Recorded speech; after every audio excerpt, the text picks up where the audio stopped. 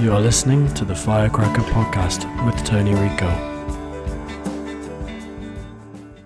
All right, we're back in the studio. It's been a little while since I've had you two in for a podcast, but we've got our resident experts, Melissa Roth and Amanda Freed-Katchka.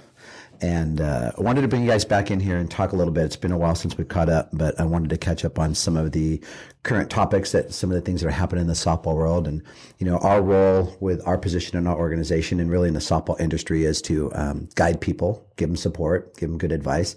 So we'll talk about a couple things that are of interest right now. And then, but I want people to feel good about where they're at if they get the right type of information to help them navigate where it is that they're trying to go.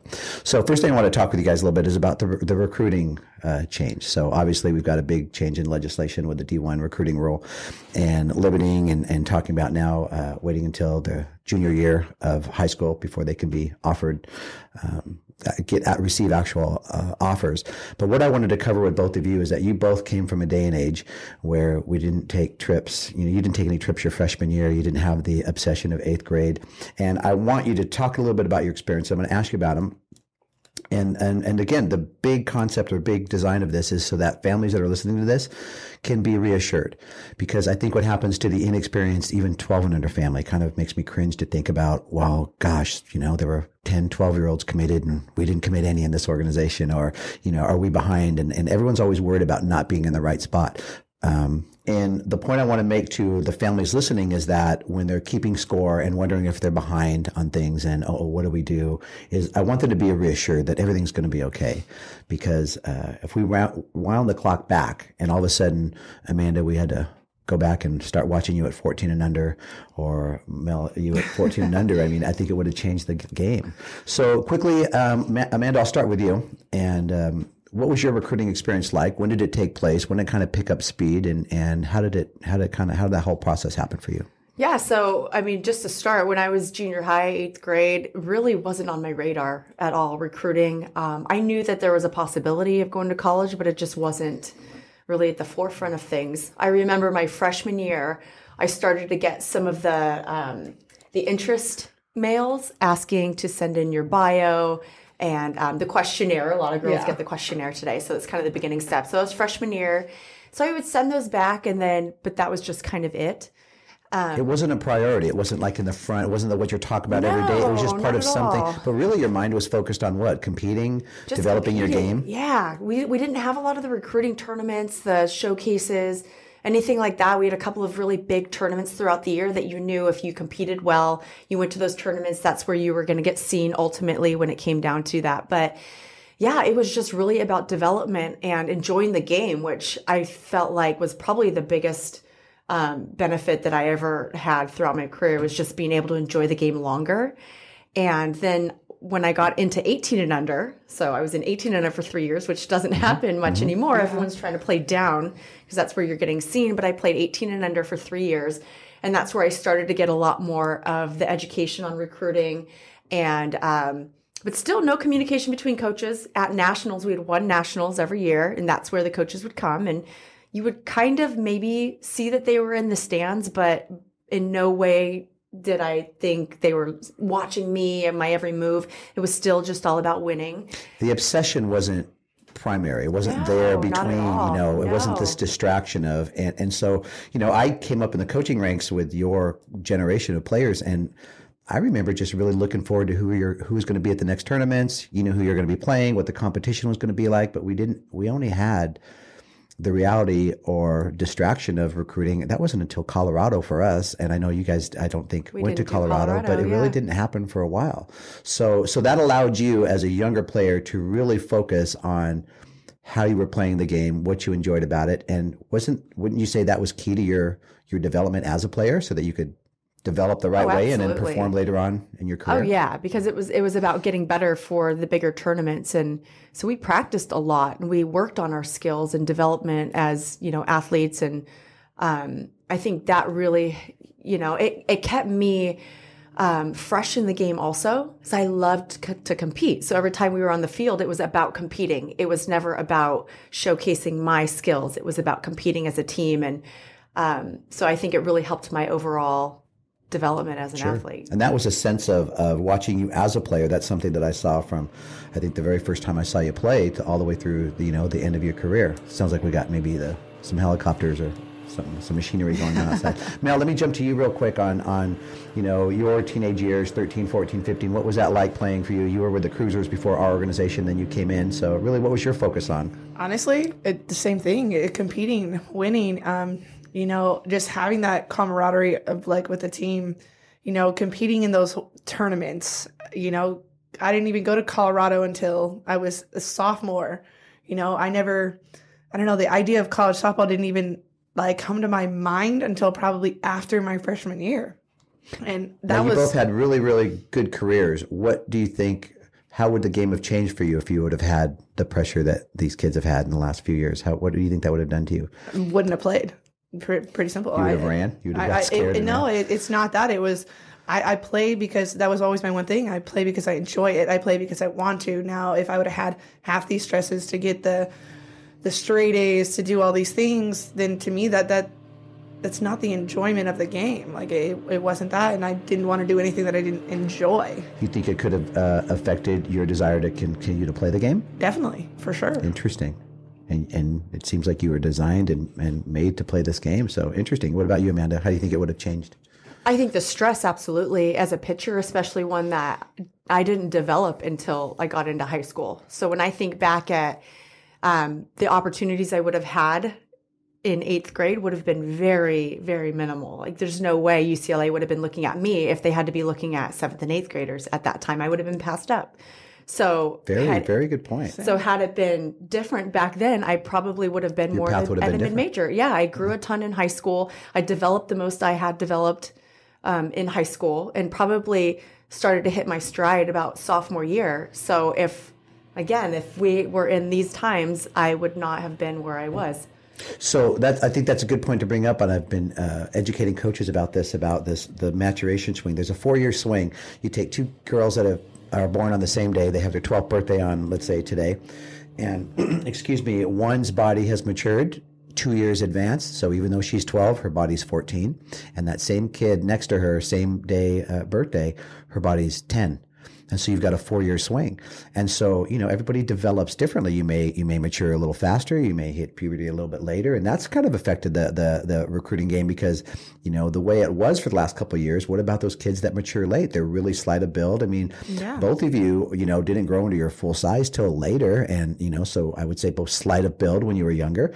And so what a difference maker, there for the kids. So, when do you feel like you just mentioned your sophomore year? Do you think is when you started to physically? Yeah, that's about when I started to kind of get into it. Yeah. And then from there, it was just a lot. Like the development was much steeper. What would you say, Mel, when you start to really develop physically? Physically, honestly, and mentally, probably physically my sophomore year, mentally my junior year, for sure, going into my junior year. Now, I also played when the game changed as well, going from 40 feet to 43 feet. So I played during a time of change in that aspect before college. Well, there's, we can, and we'll talk about just the fact that if you're going to be in the softball world, you have to adapt. There's plenty of things, rules-wise, things that are changing, so you have to have the mentality that you're going to adapt. So take me now into, the recruiting started to happen. Do you each take like 20 trips, go to like 15 college camps? Do your parents take out loans to make sure you can get everywhere? And I feel for you parents that aren't sure, you want to be able to provide for your kids and you want to make sure they have the same advantage or they don't want to be disadvantaged. But, that financial commitment that people don't know, what should I be doing? Are they really interested or not? So what was your recruiting trips like? What was your actual getting out there? I know we're going to blow people away with this. I took 2, unofficial trips. That was it. And then 2. What age? I was 16. Junior year? Yeah. Junior year, 2 unofficial during my junior, one to Texas and one to Michigan State. And then I took an official to Michigan State and I took an official to Louisville. And that's all I did. And those were your senior year? Those were my senior year. Yeah. How about you, Amanda? Oh, man. Nothing your junior year? I didn't take any unofficial trips ever. A lot of just recruit education. Our coaches took a lot of time just talking about the process and what to look for and just educating us on it. And so really our benchmark was that July 1st of your junior year, after your junior year. Right. When you're supposed to expect phone calls, which is kind of what it's going more towards this year, except an entire year earlier. But so think about going into your senior year. So I'm the summer of my junior year, we're around our phone, and really you get some phone calls, you talk to some coaches, but by then we've kind of gone through the whole process of understanding where we stand, what we want to do, what the best fit is. So you've narrowed it down. And I was a super early commit, which is funny to think to, but I committed, I think, the end of July that same month to UCLA. And then I took my official visit to UCLA, but all of my friends were going on their 5 official visits that fall and making decisions a week or so later after that. And do you remember that was the time where seniors were taking 5 official trips? Like, say the top recruits had 5 opportunities to go, and I know you didn't take all 5, but really the college coaches were positioning they wanted to be the last trip. So if early signing was the first or second week in November, the college coaches wanted to be that last trip. And I can share the experience of having a player. It was at that time UCLA and Arizona were like the 2 top schools competing for players. And if I can remember with, let's say, Linnea, a player that played with us, going to UCLA, loving it, feeling like she wanted to commit. She was there, and, you got to finish that other trip. She goes to Arizona. She comes back, and I can remember her being quite emotional on the phone because she was torn. And a week ago, she felt like she wanted to be a Bruin, and now she wanted to be a Wildcat. And it was that positioning of the last trip that was really, really interesting. And, again, I think people listening, they're just going, wow, what a day and age, and it was a couple of years ago. But the thing that I want everyone to understand is that you were brought into the process, but it wasn't this imbalanced worry and anxiety and obsession that we see right now. It's so unhealthy, and it affects decision making so much. And Amanda, you were in a different situation back in those days. There were 2, maybe 3 teams that really were the prestige teams that were the top of the food chain. So, you were really fortunate to be selected with a group of players that everything was kind of already in the design with the Gordon's Panthers. And so there wasn't a lot of that work. And so that was a unique situation. And I bring that up because nowadays we have so many coaches working to facilitate players. And so what organizations do you play for? There might be 4 or 6 that are kind of leading the way or this or that, but everyone's trying to help families. And the other distraction that neither of you had is you didn't have 7 to 10 coaches telling you what they could do for you and why you needed to come with them. And the reality right now for me is that a lot of families don't know how to gauge that value. What is the rate of success? What is the, for recruiting services, what's the efficiency rate? How many people out that for every 10 people you're taking in, how many are going to school? Different things like that. Do your research. I think it's really important. So you turned out okay. Yeah, we think so. And I think that's the thing that right now, we're in an interesting time right now because now we've changed the legislation, but we've created a behavior over the last 5 or 7 years that have put college coaches in the stands at 7th and 8th grade games. And I know that, even if I was to give an opinion, and we've got a little experience here, but say, boy, it would be nice to see the 7th and 8th graders not have the distraction of having college coaches in the stands. Yeah. Okay. Now we can't make them offers. So the legislation says you can't officially make an offer. You can let the coach know you're interested and that's it. And we'll talk to you your junior year. But now what's going to happen when families, and let's say inexperienced or uneducated families with well-intended coaches, but still inexperienced, and then we see these college coaches still at the stands, but now they can't make offers. They can give you the nod that, yeah, we like her, we've got to watch her, and we'll let you know in 3 years. But I don't see that easing the stress, because when you see the producer still in the room watching you sing, you're still thinking about how you sing. Yeah. And I think that's going to be interesting to watch. Now, okay, I know that college coaches, and I'm thinking out loud, but really I think that everyone that has relationships with college coaches, you need to ask them, what are they going to be doing? Where are they going to be spending their time?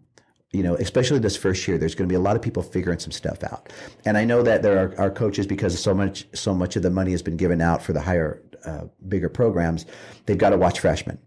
Well, we've got freshmen playing 14 and under. So now they're going to be watching 7th and 8th graders as well. So I think it's going to take a little while.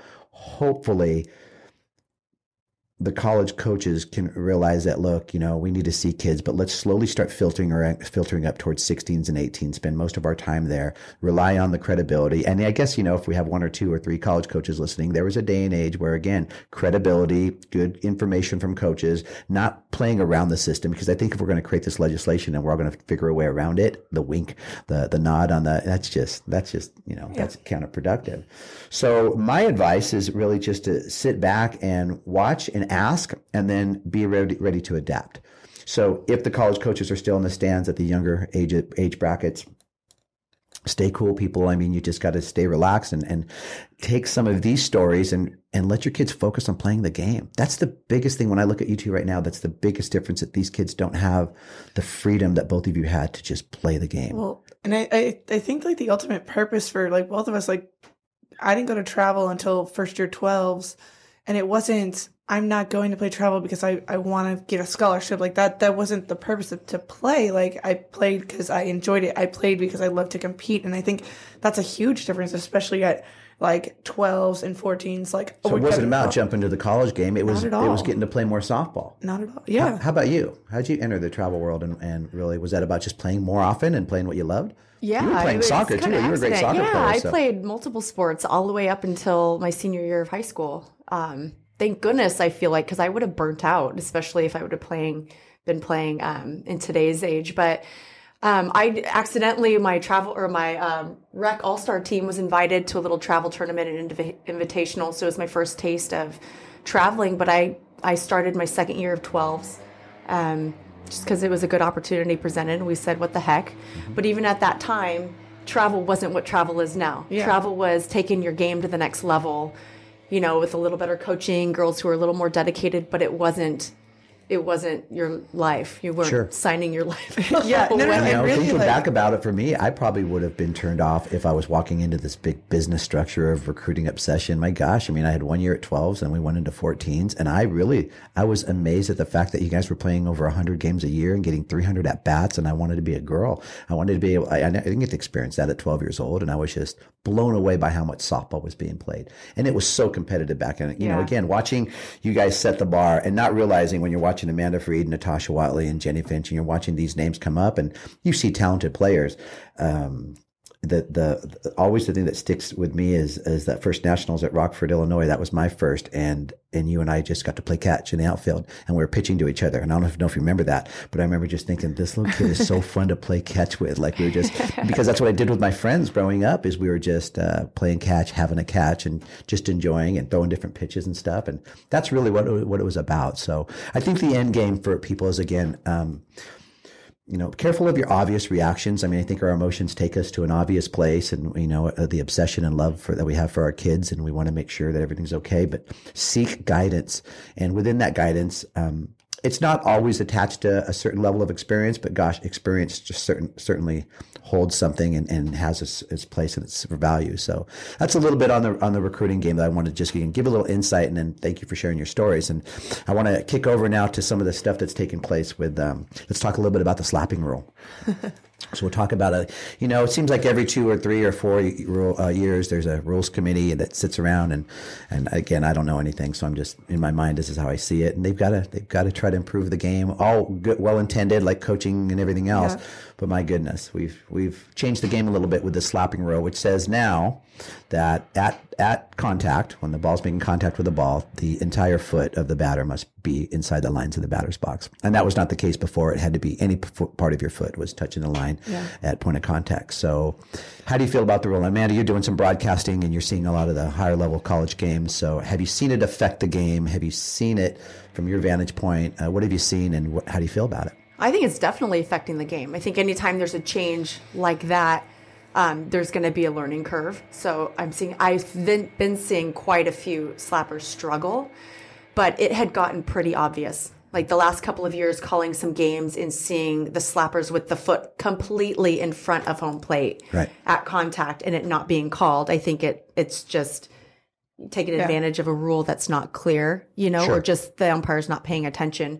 So I think something had to have been done about it. I think they kind of went drastic, which I'm okay with. It's just there's going to be a learning curve. So it has affected the game. Do you see it affecting them in a good way and kind of a tough way? Are they slapping less? Are they more self-conscious? Are they visibly more self-conscious?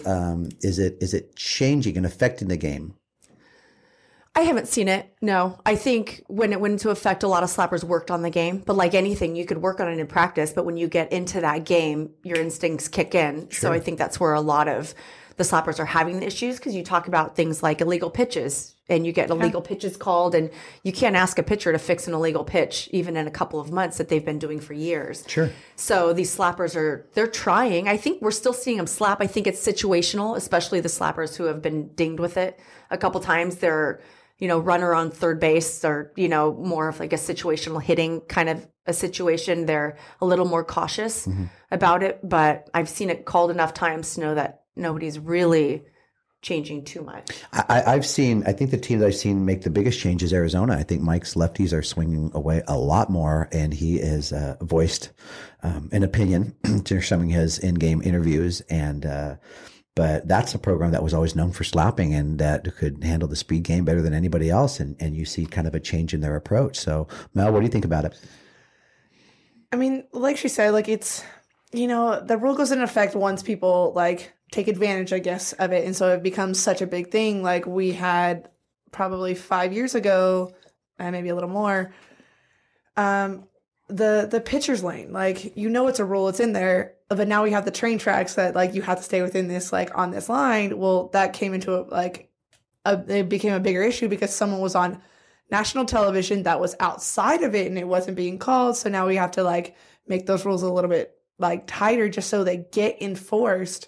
I mean, I think it affects it in a way, but I don't think it's impossible to adjust to it.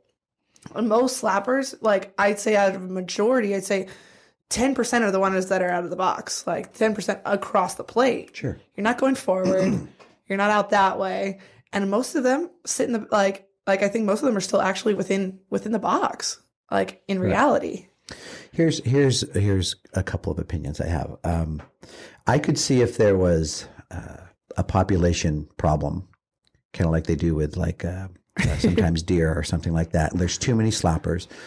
Lineups are loaded with slappers now. They're batting 800. They've affected the game in a negative way. They're getting on all over the place. They're scoring all over the place, and we need to reduce them by 25%. Yeah. Kind of like the Infinity Wars. Let's reduce half of them. Yeah. So, and there's my Marvel plug. But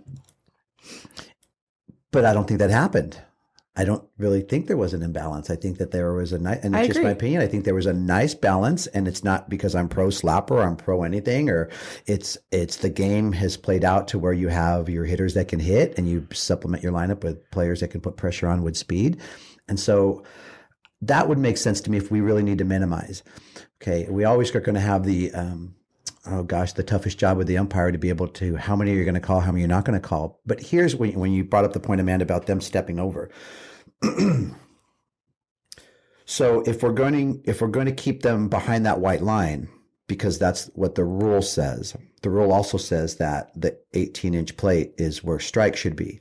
And so within the human nature of the game, what do great pitchers do? They start to expand this plate out here. This is not a strike. So this ball that's coming one to ball in the river, we even have a term for it. It's in the river. The river's not a strike to the plate. But it's called a strike. That's part of this game that happens, that you can establish that river. You can establish this. And that's where, the other debate, if we're going to have one, whether we, mechanicalize the strike call and have a machine call it, or, that part of learning an umpire strike zone and different things like that.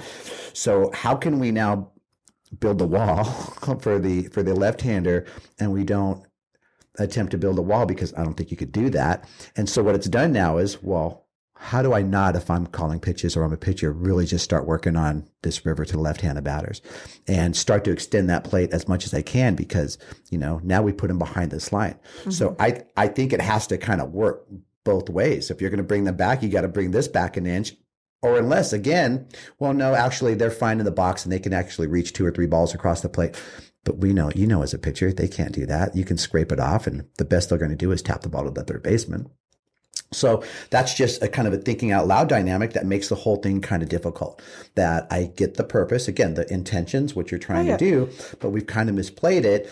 I never felt like a lefty was even against me. So if she went across the plate to get an outside pitch, again, it's kind of good to the next rule we're going to talk about. It's like a catcher blocking the plate. I mean, these are little things within the game that have this little room to play with that were all in the design of the game. And it's kind of that chess match in there. But I think that's also what happens is like the TV highlights one aspect of the game, highlights this one thing, and it's not a majority. It's actually a minority of it. And then so it's like, oh, we have to have a rule against that. So and most people aren't doing that. Like the majority's not doing that. So I think that's what we've seen stepping in the last across 15 for the years. outside is pretty prevalent. That's something that I noticed that how can they stop? They're going to the ball. It's not like they're saying, oh, I'm going to cross the line to go get this. It's like jumping out of bounds in basketball. I'm going to shoot from here. I mean, they're not doing it consciously. And so, but I think it's not in front of the box. We really, even if a lefty's called out in front of the box, we rarely, even if they're called out, you replay it, and very rarely are they out in front of the box. It's always going to that outside pitch, and it's gonna be interesting. I'm glad I don't have the responsibility of enforcing it, and then these pro umpires, it's already a brutal profession to be part of. I just think in general, there's a lot of over analyzing just the at bats and the pitchers in general. So coming from the pitcher's perspective, I would love to work off the plate, into the river, a ball off. But when you said the batter doesn't have to make an attempt to get out of the way of the ball, hitters are taking advantage of that now. It's like the rule. Yeah. So now instead of, if the ball comes into the batter's box, you shouldn't have to move. If you get hit, you get to go to first base. But now we got toes up on the line. We're really borderline on being out of the box. We ain't budging. Sometimes our elbows hanging over the plate. And as a pitcher, I want to go inside more than anything to get you up, but you don't have to move. And I can't cover the outside of the plate, and the strike zone has been pinched. So I have rarely seen the river or a little bit more off called. So the lefty slappers coming over, pitchers are trying to go off the plate, the pitch isn't called, there's no area. I've seen where it has really affected, not that it should, because I think pitchers should be able to adapt.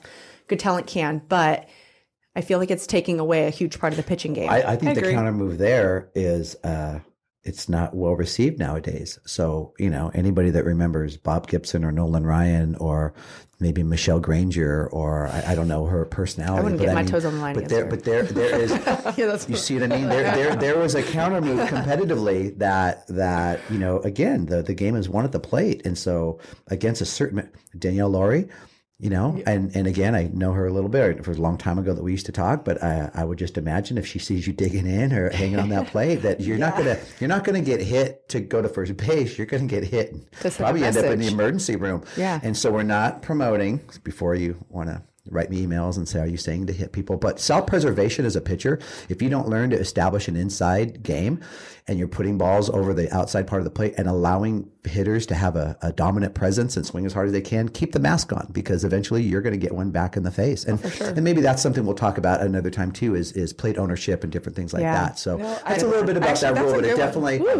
the batters, like not having to move. Like there's so many, playing in a game, like obviously that's a rule that changed, like if I don't have to move that, I'm perfectly fine. I don't like it. I don't like it at all. I think there was an art to taking the dose. Oh yeah. And there was you saw it in baseball, and there was an art to that, but even then there, the ribs are still the ribs. And again, I'm only quoting what Bob Gibson said. Okay. So when he pitched in the 60s, but he said, hell, he goes, batter can move his legs, he can move his arms, he can move his head. He goes, but he can't move his ribs. And I'm just quoting. And then they show a clip of Willie Mays, who hit 600 some home runs, and they're just going down in the box. But if you listen to the testimonies of these hitters that had faced the greatest pitchers in the world, if the greatest pitchers in the world establish a certain amount of fear in the best hitters. Oh, yeah. And that's what, when I say self-preservation, that's at times what keep you alive. So not hitting people, but pitching off the plate. So we're kind of going a little bit that because we're all competitive. We're going to go down that road a little bit. So let's go to the obstruction rule. So obstruction, I personally am, again, all about what people are trying to do. I personally am tired of just seeing so many games affected. It seems like seems like more catchers now are starting to get it. You see more catchers now are lining up in front of the plate So now the rule dictates, it used to be in the act of catching the ball, and you could, block the plate. Now it's ball has to be in the glove. But that was the same when it was like when I played, like you have to have the ball before you can block the plate. But I'm still like the crazy thing is I'm still seeing catchers fully obstruct and it not get called. Like, and I'm looking like, okay, like that's like fully, like you never even gave a chance. So just like with the slapping, we know that it's not going to be 100% of the time where there's always going to be an argument. They called it, they didn't call it. It seems like it's catching a little bit, but do you like that is it increasing safety? Is that so catchers aren't getting plowed, but do you like what it's done to the game? I don't at all. Yeah. No, I hate it. Tell me about the play at the plate. I'm not a catcher, but to me, you cannot separate the act of catching into two different parts or multiple parts. I mean, I agree. You have to go for the ball. Fluid motion of catching and going into the tag, and you're protecting your plate. So if you're having a catcher now have to stand clearly in front of plate to catch it and then make the tag, but you're allowing the arm distance of the runner to backdoor slide. You think about the distance the catcher now has to go after catching the ball to go completely opposite to catch the runner. Maybe now there has to be an adjustment on that. The slide has to go straight into the bag if you're going to, make it even, I think, because I just don't, as a competitive athlete, I needed to get to that bag. So I'm going to slide feet first hard, expecting that the catcher is going to be sitting there, but I got to get her off that plate, But instead, we want to make sure nobody gets hurt. Sorry, I'm going to no. Hey, I love how your competitive juices get going. Don't slide head first of all. Yeah, big thing. If you want to get injured, please slide head first to the home plate. Too many kids sliding head first. There's no reason to ever slide. People of today's game, these were the old rules that kept us alive before we had all the precautions and safety rules to supposedly keep us from danger. But you don't go head first at home. A catcher's gonna But an obvious obstruction, I don't think that a catcher can sit on the plate, block it, or block it without the ball. But I just think there has to be some sort of give in the motion of catching and going into a tag so they can do their due justice and blocking the plate and not allowing a run. And we get what we're trying to do. But, I mean, are they ever going to take, injuries at a rodeo? Like put all mattresses on the ground? Like how much can you safeguard games and things? The play at the plate has always been one of the most beautiful, exciting plays to watch. Here's what I'll tell you. I think it's a great change. I'm not going to lie. I think it's finally, you want to know what I have seen. And obviously there was some controversy in super regionals last year. Now catchers are coming up the line. That's the difference. They're coming up the line in front of the plate that way. That is obstruction. You're not at home plate. Now, in a different day and age, if you're up the line, I'm not sliding. I'm going through you. That's the thing is, so you better be at home plate. So I do that. So do you think there should be a discretionary area where if the throw takes you up the line, we were talking earlier about what happens if you're positioned well, the throw is getting there before the runner, but the left fielder has thrown the ball that bounces. Left fielder will throw the ball. If she's kind of side spins a little bit, the ball will bounce in front of the plate and kick off towards foul territory. And so you have to come across the foul line to catch the ball. But you're placing yourself in front of the. And so I'm asking, should there be a discretionary? Go, look, the throw took her there. Yeah. So we can't call obstruction. Otherwise, you've got to stand there and. But here's the thing is even on that. So, so if I'm sitting at the front of home plate, say my left foot's on the corner and I'm in front of home plate, now you have the whole back half to slide.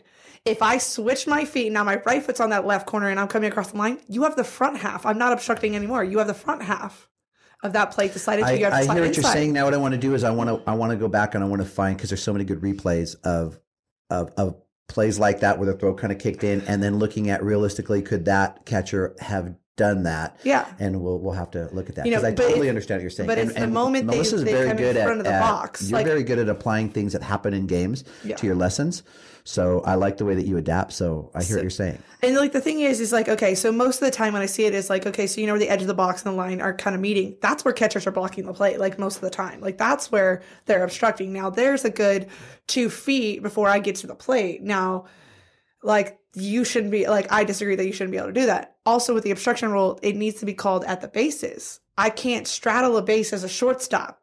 That's obstruction. Right. I can't put my foot in front of first base as a first baseman with someone coming back. That's obstruction, but we're not seeing it called at other bases. Oh, definitely the emphasis is at home plate. Yeah, it solely is. Now, for safety purposes, what I tell my kids, if a throw takes you up the line, catch it before it hits, crosses that foul line. If you can get up the line, because there is not a single runner that runs from second to home that doesn't inside the line. They don't. It's a safety thing. If I have to come up the line, it's not going to avoid you're not going to have a collision. You're not going to anything. There's not a single runner that runs down that line. I want to see the play where the catcher does switch feet and creates the lane on the other side in foul territory and see how that plays out. Because I haven't seen that once. The runner would probably be really confused. I understand what you're saying. Yeah, so that's the difference of just catching it on a different side of the base. It would be like, say a throw is coming from right center field and I'm on one side of the base. For now, someone's sliding to third base, and the third baseman is on the inside part of the bag, but now they're on the outside part of the bag because that's where the throw took him. I'm not obstructing. I'm getting the ball.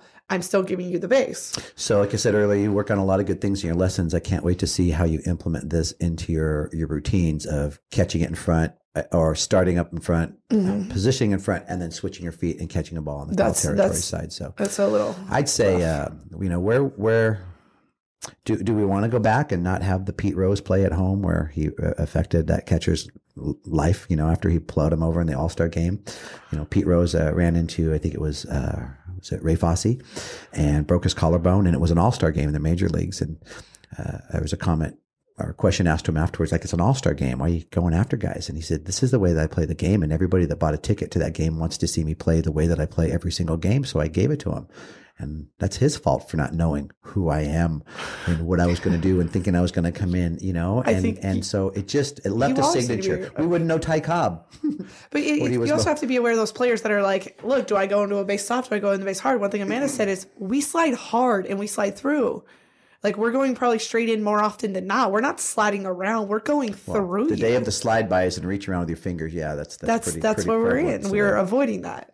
You both came from a day of self-preservation softball where, you had to establish ownership of a base, the plate, pitching, batting, and, you're talking about plays at the plate.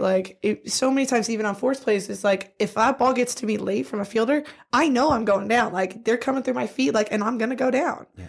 And I'm not mad. It's clean. And now it's what's a clean slide, what's a dirty slide, right? And so we can bring that. We're going to stay on track with. We're going to move on to college softball, NCAA. And are there any surprises? Any surprise programs? Who's done better than people would have predicted? Anyone? I want to say I'm proud of a couple ladies out there that have done a good job with their program. But anyone spark your mind on just having better years than? Well, I think Arizona State. I think Trish has done a fabulous job. It's been fun to watch. I watched them at the Kajikawa their first weekend out, and I was impressed, but they just kept getting better. And it's funny how throughout the entire Pac-12, I feel like everybody every weekend was surprised that they were winning all their games, which I think now it's finally clicking that they're doing something right over there. And Juarez, their pitcher. Pretty legit. Yeah. I mean, you have to be, really right? Legit. I haven't seen a left-handed pitcher, and there's been a lot of great ones, but I haven't seen a left-handed pitcher embarrass left-handed slappers in a long time. I mean, we're talking like Burkhart-esque or she embarrasses. And I've seen her times when there's three lefties and she's done in about 9 or 10 pitches. It's like 1, 2, 3, 1, 2, 3, 1, 2, 3, 4, done. And just walks off like that's a day's work.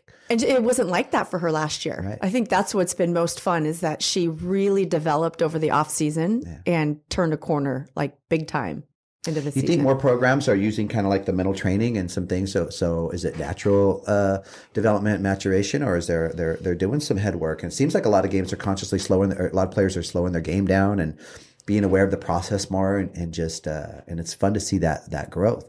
How about Arkansas and South Carolina, the SEC? Oh yeah. Dude, to watch Arkansas is fun to watch. I'm not gonna lie, they're fun to watch. They're enjoying every moment. Like, I don't know, just to to see what Courtney's done over there, like that's huge. She's done such a good job. Anytime I think the odds are against you and you're building something, I think it's not an easy thing to do. And I like when I pull up the standings. So I want to put the standings here, but when I see where South Carolina and Arkansas are positioned, I think South Carolina is 2 or 3, and then Arkansas is maybe 6 or 7. I'm going to find it here. And God, it's great. It's great to watch because they're positioning themselves. And so, yeah, South Carolina's 3rd with a 15-9 in conference, 43-13 overall. And then Arkansas is now 7th. And so below Arkansas is, in 2018, is Alabama, Auburn, Kentucky, and Missouri. That's crazy to me. Yeah. Well, you think Georgia, like last year, Georgia's finished hanging number 2. Bottom of the they were last in the SEC, dead last. And for a while, I think what are they? They're number 2, you said. Number 2. I love to watch them hit. They have. So, when Jerry left, and forgive me for not knowing who's in charge of their offense right now, but boy, what some beautiful swings. And that's really what Beverly's done over at South Carolina. She's brought in Matt Lyle, who's a very well-known name. But boy, what a game changer. I was looking yesterday that they lead the SEC in home runs. I think they lead them in doubles. They're up there. So the power numbers are definitely up. And it's just exciting to see I think programs get up the food chain a little bit. I think Matt compliments Bev. Oh gosh, like it's hugely. Like now you just don't have like the pitching and defense. Like now you have just this huge offensive threat 1 through 9. Like, and that's been a whole like new turn for this program. Yeah. They're just doing outstanding. And then you kick back over to, if we think of there seems to be a good handful of pitchers that are dominating this year. There's some good dominant pitchers. So Amanda, who comes to your mind when you think of college's most dominant pitchers this year? Some great ones having some great years. Yeah, I would say dominant pitchers, but also staffs. I think we're seeing more 1-2 punches than we've seen in a really long time. Florida, they always have a deep staff. I think what's made the Pac-12 so strong this year is that there are multiple pitchers on a team that can go the distance in game 2. We didn't see that last year. Right. So like Washington has Taryn Alvello, and then they've got Gabby Plain, a freshman, who she's thrown no-hitters in perfect games. And and then, UCLA has Rachel Garcia, who's just mowing, and then a couple behind her. And then you've got Juarez and the staff behind her at Arizona State. But I think really, Oregon, Megan Kleist and Miranda Elish. And then they have Maggie Ballant, who was on the Player of the Year watch list last year. Is she injured? No. Okay. I don't think so. Just trying to break through, on a staff like that. Like, she's an awesome option to have off the bench. But I just think the way that Kleist and Elish are rolling right now, it just unfortunately hasn't been a lot of room. They seem to complement each other really well. Yeah. Megan's pretty calm. Kleist is pretty calm, kind of even kill. And then I like Elish's animation. She celebrates things. I mean, we'll see how that affects her kind of in high emotion play and stuff like that. But the amount of pitchers, Pac-12's having a breakout year. They just haven't had this type of strength for a while. Yeah. But if you look at the numbers. I mean, I think you start with Florida. You start with what Barnhill does with regularity, which I think makes that Georgia game even more impressive, that they went, 3 home runs on her. And I saw a distinct approach towards her, but that's just through observation. Seemed to have some success. Ocasio, she compliments her so well. So it's going to be interesting to see what Florida does. There's been a couple pitchers, a couple programs out there kind of dropped off a little bit. We don't need to mention their names or anything. Some we thought were going to be there, not quite. So I think the SEC's just had a little bit of an off year, but hey, I mean, they're due. They've had so many great years. They could come back strong in postseason, win it all, and there it is again. But Pac-12 going with Oregon, we've talked about, Rachel Garcia, and this has been for me the most fun to UCLA team that I've watched play in over the last few years. They just are playing with an energy, and I'm a big fan of the Perez sisters, so I don't really know them personally, but my gosh, the way they play the game, the energy, I want to say the feistiness. Yeah. I'm watching, was it Kylie, the second baseman? Mm-hmm. I'm watching her kind of mess with the other teams in the way she presents her hitting. She's doing the step forward, some of the Don Ford, slapping style. I believe he's the one responsible for it up north. And then she'll go regular stance, and she's just playing the chess game, And I watched her against Alvello. tried to do a couple things, and Alvalo from Washington came hard inside on her and threw her timing off a couple times. And then Kylie just says, okay, I'm not going to mess with it. I'm just going to dig in. And I'm just seeing the intensity of these battles, and so the Pac-12 to me has been the most fun to watch, and more fun to watch probably in the last, I'll just kind of guess 4 or 5 years at least. And there's such good parity in it, and what a knockout conference. So you've got Oregon, Washington, see if they can stay hot. They started off really, really hot. You got UCLA that just has this, they just have this steam behind them right now. That's just, they're going to be tough to deal with. And then we'll see if Trish can make some noise with Arizona State, and it's going to be interesting. So yeah, there's been some pretty interesting surprises. And then we've got postseason starts when? So conference tournaments are this week, and then should start next week. Next Friday. Yeah. So it'll be a pretty interesting. So, well, I'd like to thank you both for coming in and revisiting. And I'll tell you, we'll get together again in probably a couple of weeks and cover some of the hot topics and some stuff that's going on, and maybe some teaching moments. So I appreciate both of you being in here, and we're going to take a little break, and then we're going to go have some fun in the cage and go shoot a little in the cage segment and see what you guys can do with the bats a little bit. So thanks to both of you, and we'll see everybody next time.